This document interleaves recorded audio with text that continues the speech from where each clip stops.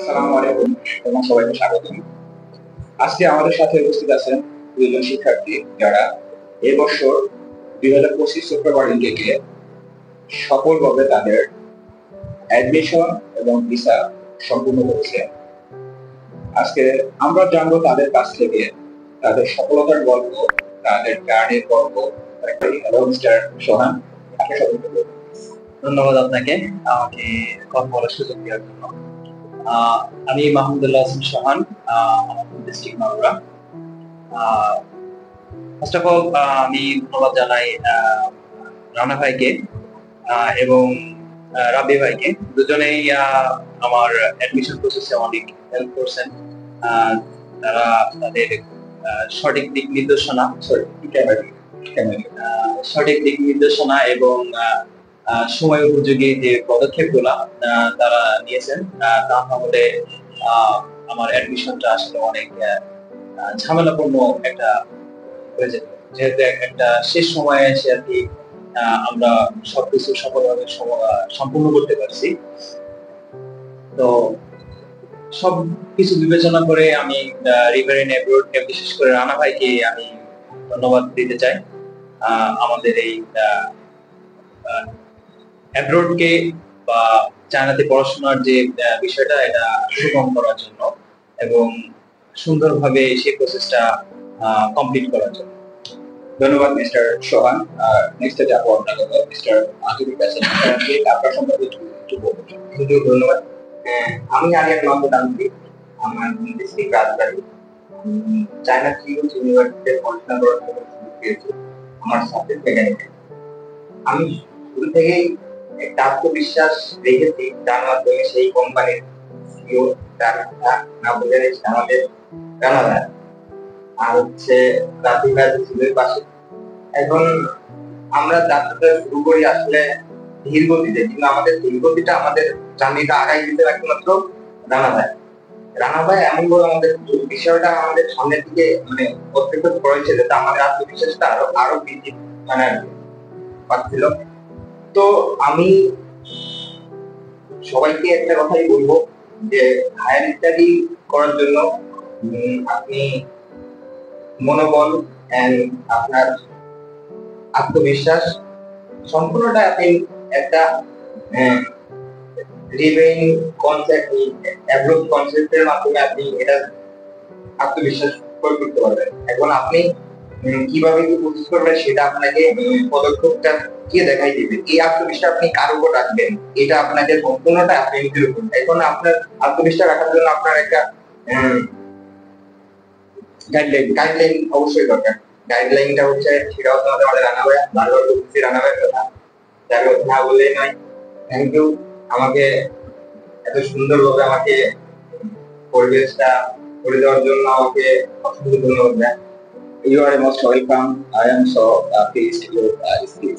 Thank you. So আমরা আসলে এই পর্যায়ে আমরা মূল্যবান যে কাঙ্ক্ষিত যে ভিসা, সেই ভিসাটা তাদের হাতে তুলে দেব। প্রথমত আমরা ডাইসেট থেকে সোহানকে দিচ্ছি। Sohan, please take it. Thank you. Please একটু ক্যামেরা দিকে একটু দেখাবেন। এই সেই কাঙ্ক্ষিত চাইনিজ ভিসা, স্কিল ভিসা, এক্সন ভিসা। সেকেন্ড আন্তরিক।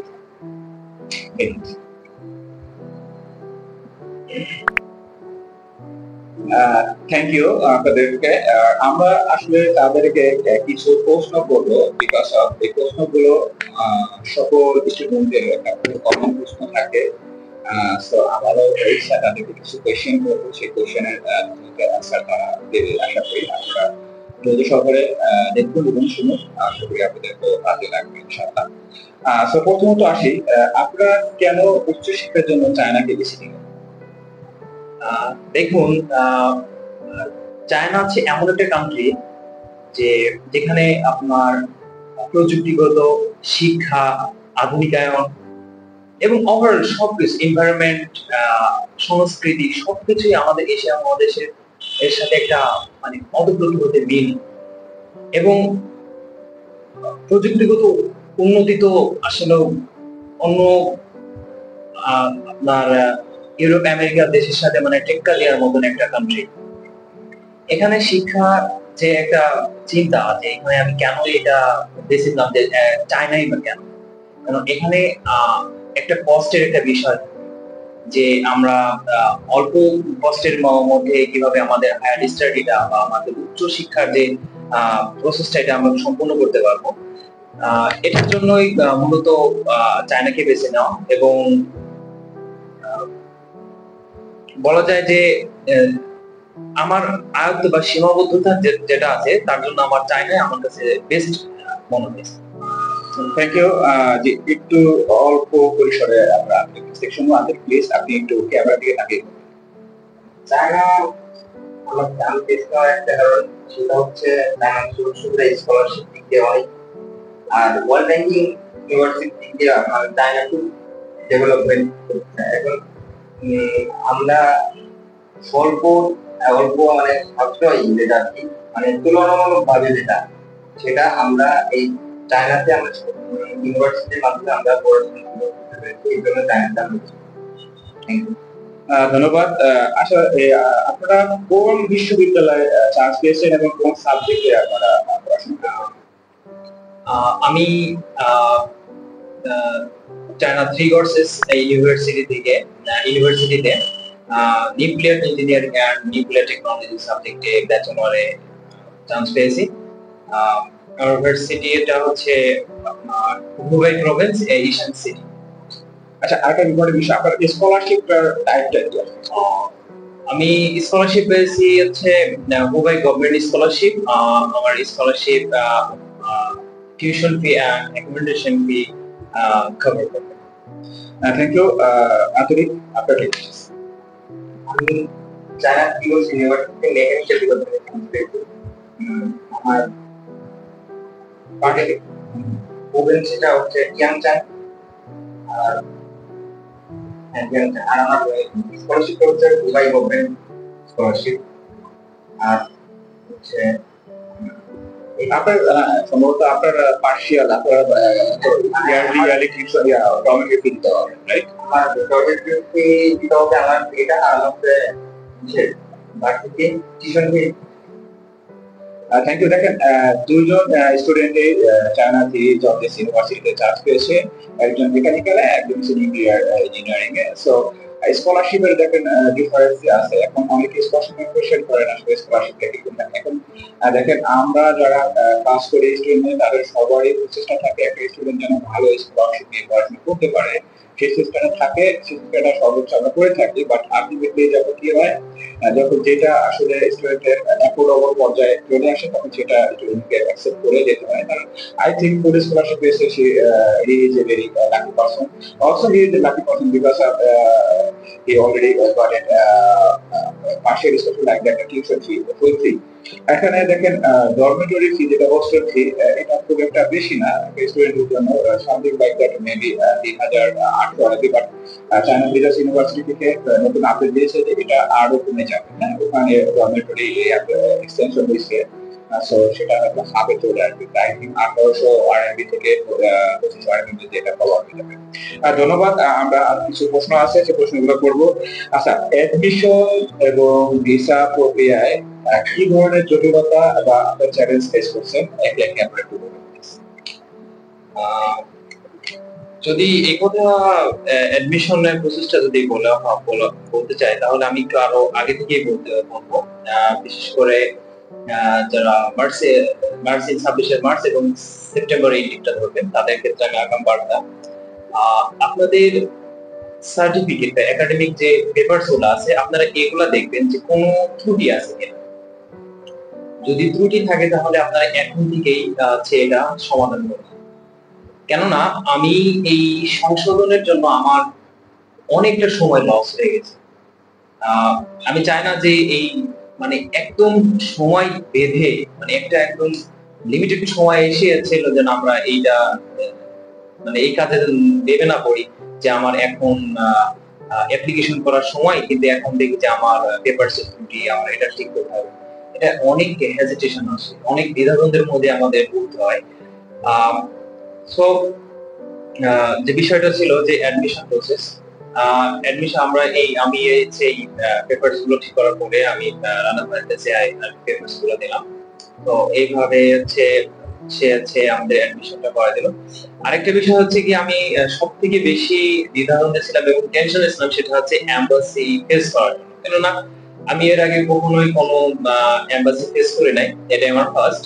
এবং আমার অন্যান্য ফ্রেন্ড সার্কেল যারা আছে তারা অন্যান্য এমবাসি ফেস করছিল এবং ওরা যেভাবে রিজেকশন খাচ্ছিল, এটা দিয়ে আমি আসলে খুবই চিন্তায় পড়ে গেছিলাম যে আসলে তাদের মতো কি আমার কপালটা কি খারাপ হবে কিনা, এবং কি কোশ্চেন করবে, আমি কিভাবে অ্যান্সার দেব, তারা বুঝতে পারবে কিনা, এবং ভাষার দিক থেকেও একটা ভিন্নতা। এখন মাধ্যমে একটা ভাষা আমরা ইউজ করে এখন তাদেরকে বোঝাইতে, মানে তাদের মতন করে বোঝাইতে পারবো কিনা, এটা নিয়ে আমি খুব চিন্তিত ছিলাম। তো মাশাআল্লাহ বলা চলে যে ওখানে আসলে কোনো এই আমি যেভাবে ভাবতেছিলাম, দেখবে টেনশন নিছিলাম, আসলে এরকম কোনো কিছুই না, একদমই ইজি। মানে একদম সুইটেবল ছিল বিষয়টা। ধন্যবাদ। যে আন্তরিক মেবি সেম চ্যালেঞ্জ ফেস করছেন, তারপরেও আমার চ্যালেঞ্জিং যেটা আমাদের হচ্ছে সেটা হচ্ছে ইন্টারভিউ প্রসেস। ইন্টারভিউ কিভাবে আমার কোশ্চেন গুলো আমার সামনে আসবে, আমি কিভাবে কোশ্চেন গুলো ফেস করবো, এবং আলহামদুলিল্লাহ আমি কোশ্চেন গুলো ইনশাল্লাহ পার করে আসছি। এদের বিষয় ধন্যবাদ। আর ছোট্ট বিষয় যেটা হলো এই চ্যালেঞ্জ মোকাবেলায় লিভারেল অ্যাপ্রোচ কনসালটেন্সি কিভাবে সফল হচ্ছে ভিসা এবং এটা আমাদের এত কথা বলার মানে শক্তিটাই হচ্ছে রিভারেনিয়াম। আমরা যে কথাগুলো বলতেছি আসলে এই বিশ্বাসটাই তো যোগায় দিয়েছে রিভারেনিয়াম। আসলে এখানে আসলে ওনাকে রিভারেনিয়াম কে আসলে আলাদাভাবে আমি বলার কিছু না, আমাদের প্রত্যেকটা কথার শক্তি বা সোর্সটাই হচ্ছে রিভারেনিয়াম। এক ওভারঅল এক কথায় বলা চলে। আচ্ছা, থ্যাংক ইউ। আচ্ছা, আপনাদের গুরুত্বপূর্ণ যে কাঙ্ক্ষিত যে মোমেন্ট ছিল যেটা হলো ভিসা প্রাপ্তি। ভিসা হাতে পাওয়ার পরে আপনাদের কি, যখন আপনারা শুনছেন যে ভিসা আপনাদের কনফার্ম হয়েছে, ডেলিভারি পেয়েছেন, তখন আপনাদের অনুভূতিটা কেমন ছিল? অবশ্যই এটা একটা আনন্দের মুহূর্ত। আনন্দটা এমন যে এটাতে বলে প্রকাশ করা যায় না। এই ফিলটা তো আসলে নিজের ভিতরে স্বপ্ন পূরণ হয়ে গেছে। হ্যাঁ এক্স্যাক্টলি। মানে আপনার কি ছিল, ফিলিংসটা কিরকম ছিল ভিসা হাতে পাওয়ার পরে? আমার ফিলিংসটা তো মায়া, বিশেষ করে জানে আমার ভিসা আমি কত মায়ের, মানে বলা চলে যে আমি তাকে বিরক্ত করছি, মানে নিজের কাছে মনে হচ্ছে আমি তাকে বিরক্ত করছি যখন বিষয়টা আমার হাতে পেয়েছি। মানে মনে হচ্ছে যে আমি একটা স্বপ্ন দেখেছি, স্বপ্নটা আমার একবার পূরণ হয়েছে, স্বপ্নটা আমার পূরণ হয়ে গেছে। আচ্ছা, আর একটা বিষয় হলো আপনাদের ভবিষ্যৎ পরিকল্পনা কি? চায়নাতে পড়াশোনা করবে, করার পরে বা আপনারা কি চাচ্ছেন দেখবেন? ভবিষ্যৎ পরিকল্পনা সবারই থাকা উচিত, কেননা ড্রিম ছাড়া তো আসলে চলা মুশকিল। আমার চিন্তা ভাবনা ব্যক্তিগতভাবে এরকম যে আমি চায়নাতে ব্যাচেলর কমপ্লিট করব, দেন ইনশাআল্লাহ বেটার আরো সুযোগ সুবিধা দেখে চায়নাতেই আমি পরবর্তী পড়াশোনা, এবং আমি চাচ্ছিলাম যে আমার জবটাও যেন চায়নার ভিতরেই আমি যেন করতে পারি। আচ্ছা, গুড। মানে আপনার ফার্দার এডুকেশন, মাস্টার্স এবং আপনার ক্যারিয়ার আছে চায়নায় বেস করতে চান? চায়নায়। আচ্ছা জি, আমরা সংক্ষেপে আপনার আপনি আসলে আপনার ভবিষ্যৎ প্ল্যান কি? আমার প্ল্যান, আমি চায়না পেপারটা কমপ্লিট করব, দেন কমপ্লিট করার পরে যদি চায়নাতে ভালো অপরচুনিটি থাকে দেন চায়নাতে আমি স্টে করবো। আর যদি অপরচুনিটি সুযোগ না হবে আমি দেশে আমি বেক করবো, বেক করে তখন আমি আমার স্থান আমি দেবো। আচ্ছা, আমরা একদম শেষে চলে আসছি। লাস্ট কোশ্চেন আপনাদের কাছে, যেটা হলো যারা চায়নাতে পড়তে যাবে নেক্সট ইয়ারে বা নেক্সট উইক থেকে, তাদের জন্য আপনাদের কি বার্তা থাকবে? আমি এই বিষয়টা ছোটখাটো আগেও একটু বলছি, সেটা হচ্ছে মেন্টালি ভাবে প্রস্তুতি নেওয়া আগে থেকে, এবং ফিক্সড করা, মনস্থির করা যে আমি চায়নাতে যাচ্ছি, পড়াশোনা করতে যাব, এমন একটা বিষয়। এবং এগুলোর মাঝে আছে পেপারস এবং যাবতীয় যে বিষয়গুলো আছে এগুলো ছিল বুঝলাম। কারণ এই সময় মানে সময় বেঁধে মানে আমার অ্যাপ্লিকেশনের টাইমে এসে যদি আমি সবকিছু করতে চাই আসলে সুষ্ঠুভাবে কোনো কিছু হবে না। তো একটা কথা বলবো যে আগে থেকেই এবং পূর্ব প্রস্তুতি নাও, আমার সবকিছু মানে পার্ট বাই পার্ট যেন বুঝতে থাকে, এবং যখন সময় আসবে তখন আমি অতি দ্রুত এবং আগে অ্যাপ্লিকেশন পোর্টাল ওপেন হওয়ার সাথে সাথে যেন আমরা এবং আগ থেকে যেন আমরা এই প্রসেসটা সম্পূর্ণ করতে পারি, এরকম একটা ইয়াতে থাকতে হবে। আচ্ছা, হ্যাঁ আন্তরিক।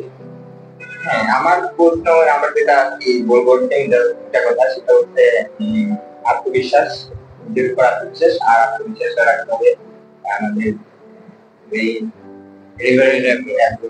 অবশ্যই এটা আর এটা তো অবশ্যই আর কি রাখতে হবে একদম, নিজের উপর আত্মবিশ্বাস যে না দিলে ধন্যবাদ মিস্টার আন্তরিক, ধন্যবাদ মিস্টার সোহান, আপনাদের অনুপ্রেরণামূলক স্পিচের জন্য, আপনাদের বক্তব্যের জন্য আমরা অসংখ্য ধন্যবাদ দিবারের পক্ষ থেকে আপনাদেরকে অনেক অনেক ধন্যবাদ। সো দেখেন, ধন্যবাদ আপনাকেও আমাদের একটা মানে সুন্দর এবং কি বলে আগায় দেওয়ার জন্য এবং এই পথটা সুগম সুবিধা মানে করার জন্য। জি, আপনারা স্বাগতম। আশা করি এতটুকু সময়টা আপনারা দেওয়ার জন্য আপনাদেরকে অসংখ্য ধন্যবাদ। সর্বশেষ বলবো, দেখেন বিদেশে পড়াশোনা কঠিন কিছু না, সহজে কারো কিছু না। এখানে শুধু প্রিপারেশন আর সঠিক গাইডেন্স থাকে, সকলেরই এই স্বপ্ন পূরণ যেটাই বলে না কেন এটা হওয়া পসিবল। আর আশা করি রিভারে অ্যাব্রোড আপনাদের এই সফলতার পাশে থাকবে সবসময়, থেকে আপনাদের যে স্বপ্ন আছে সেই স্বপ্নগুলো বাস্তবায়ন করার চেষ্টা করবে। ধন্যবাদ।